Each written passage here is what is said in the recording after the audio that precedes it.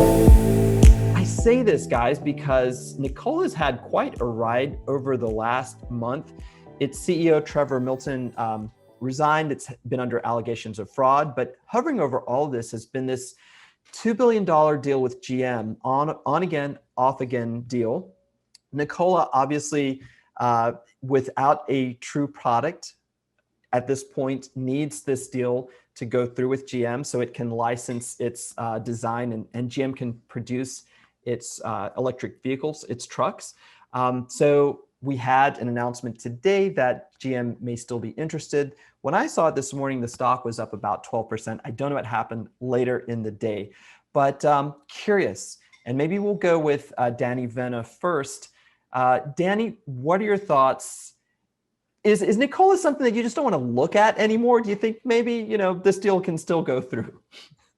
What do you mean anymore? I haven't wanted to look at Nikola from the very beginning. There you go. For me, it's important that you noted already, they don't yet have a product out on the market. And they've been through, there's been so many ups and downs. I'll throw an article in the chat here in a minute, but I wrote about a month ago that when you're talking about the fact that Trevor Milton was accused in a short report of making dozens of false statements and exaggerating the extent of Nikola's proprietary technology. The fact that the Securities and Exchange Commission thought that the allegations were viable enough that they should investigate them. Now, Milton and Nikola both said, well, it was a hit job, but then shortly after, Milton resigned. So that gives me pause as well. So when you look at all of these factors combined, I don't think any one of them necessarily, is a deal breaker, but you pile them all together. And I just look at Nikola and I just say, I'm not even interested. And whether or not they get the deal with GM, I wouldn't touch that stock with a 10-foot pole. Wow, I love that. Sometimes we ask for some commentary.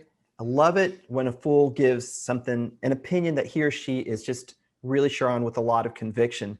So speaking of conviction, what's your conviction on this story, Daniel? We heard from I don't Danny. follow this. Yes, I'm going to let everyone down after Danny because I don't follow this very closely.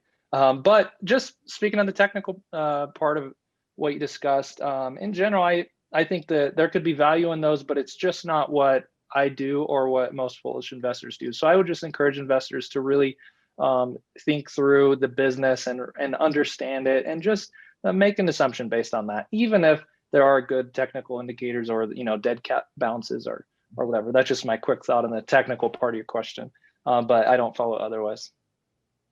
Yeah, so, and I'll just give a quick wrap up on this. I agree with both of you, the general sentiment that you've expressed.